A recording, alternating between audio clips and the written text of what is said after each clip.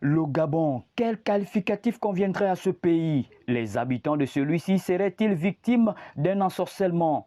Comment comprendre qu'un parti qui devrait être sanctionné pour tous les griefs qui lui ont été faits par le putschiste soit en train de soutenir ce dernier?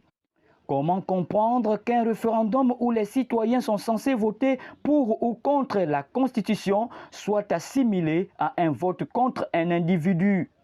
Quel est ce pays où les autorités semblent ne plus respecter leurs propres paroles?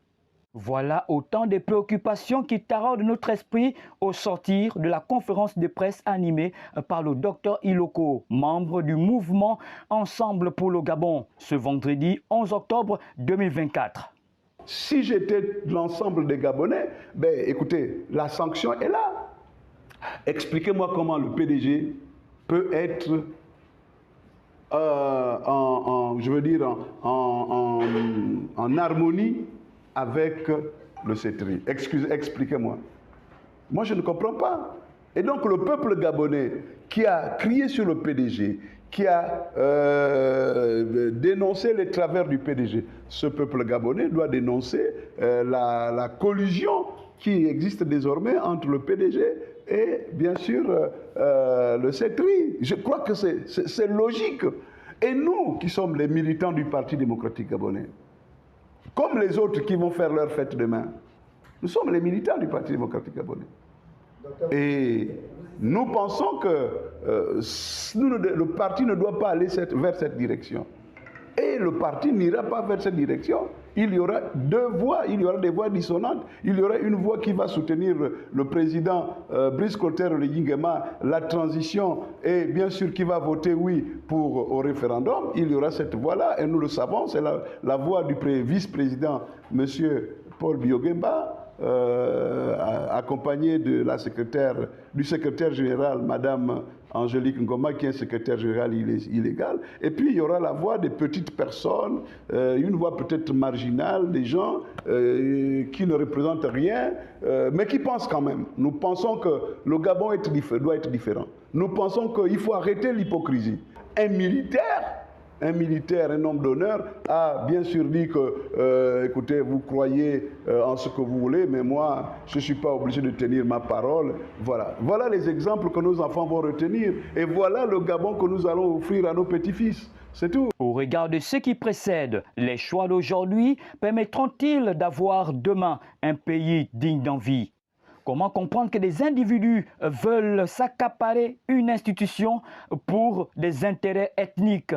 Finalement, le coup du 30 août 2023, était-ce un coup de libération ou un coup de condamnation? Mais l'article 53, ce n'est pas un bel article.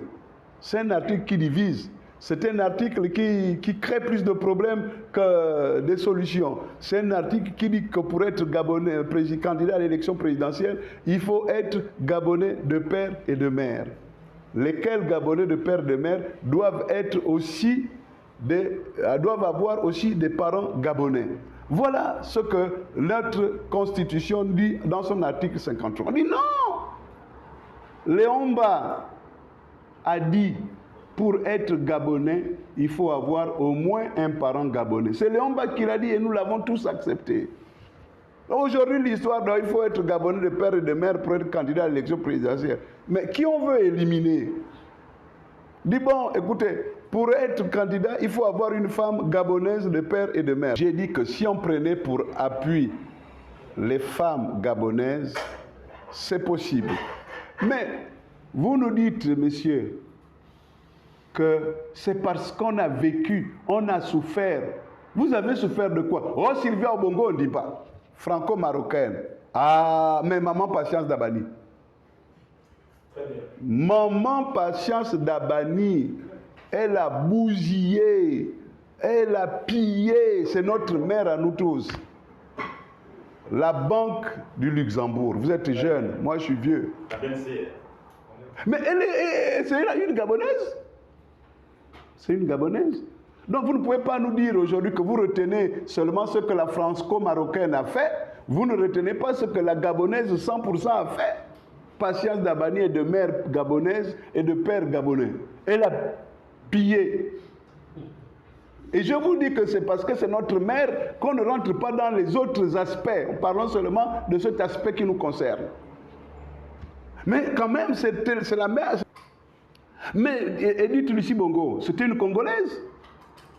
Mais moi, je crois qu'Edith Lucie Bongo, aujourd'hui, vraiment, a été un modèle de femme. Excusez-moi. Elle a été un modèle de femme. Et lorsque Edith Bongo parlait aux Gabonais, vous voyez une femme, excusez-moi, je n'ai pas à la juger, bien élevée, qui n'est pas dans les bling-bling des femmes de président, et qui était complètement dans la peau de son mari. Mais pourquoi on ne prend pas l'exemple de Madame Edith Lucie Bongo, qui est congolaise de père et de mère, pour dire que bon, par comparaison à la femme d'Ali, on a eu quand même un docteur. Ce peuple sorti massivement au matin du 30 août 2023 aurait-il été floué ou devrait-il continuer à espérer? Le Créateur de toutes choses n'a-t-il pas dit « J'ai mis devant toi la vie et la mort, mais choisis la vie afin que tu vives longtemps ».